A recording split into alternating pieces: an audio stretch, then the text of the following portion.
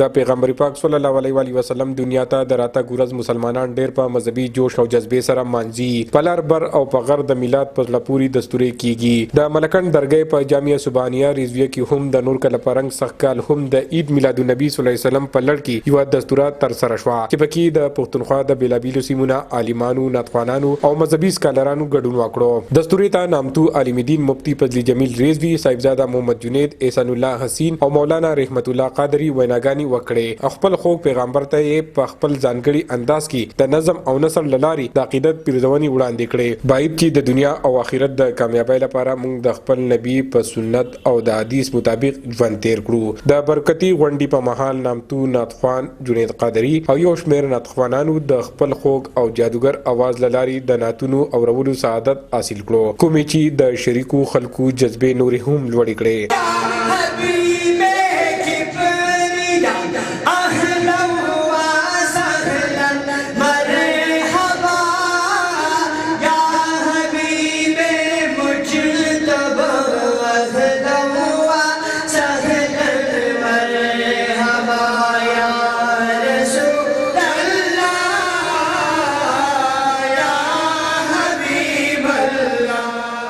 د غونډې شریکو د فرانس لخوا د ګستاخی عمل غندنه وکړل او غوښتنه وکړل چې د دارنګه ناپاکه عمل مخنیوي لپاره دی امت مسلمه د احتیاط مظاهره وکړي، کوم چې زموږه مذهبي فرض دی.